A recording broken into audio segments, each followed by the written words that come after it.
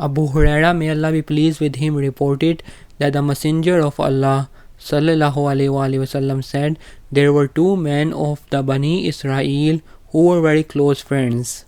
One of them was a great sinner while the other exerted himself to perform pious deeds.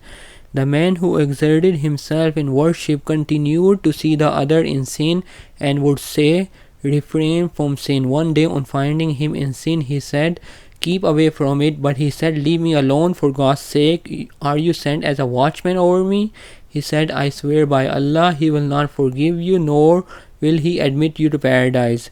Then their souls were taken away and were presented before the Lord of the worlds. He said to him, who had striven hard in worship, did you have knowledge about me, or did you have power over that which I had in my hand? He said to the sinner, go and enter paradise by my mercy. And for the other he said, take him to hell. Abu Huraira, may Allah be pleased with him, said, by him in whose hand is my soul, he spoke a word which destroyed him in this world and the next. Mentioned in Sunan Abu Dawood. Brothers and sisters, people often presuppose that a sinner will not forgive nor be forgiven and continue to rebuke him that he will not be forgiven, considering him inferior and lowly. While it is a sign of faith to despise sin, this does not mean that a sinner too must be despised. Allah subhanahu wa ta'ala may guide a sinner to the right path at any time or take away from a righteous person the inclination to practice piety at any moment.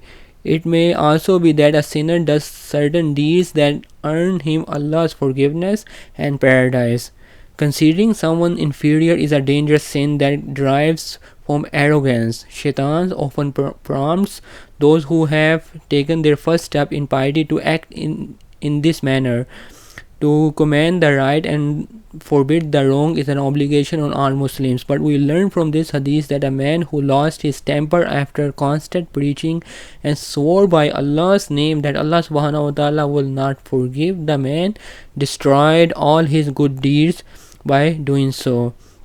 Brothers and sisters, the man disgraced the sinner, made him despair of Allah's mercy, and swore that Allah subhanahu wa ta'ala would do or not do something.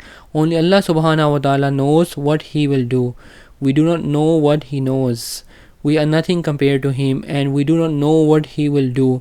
To claim to know what Allah subhanahu wa ta'ala will do is insolence against him.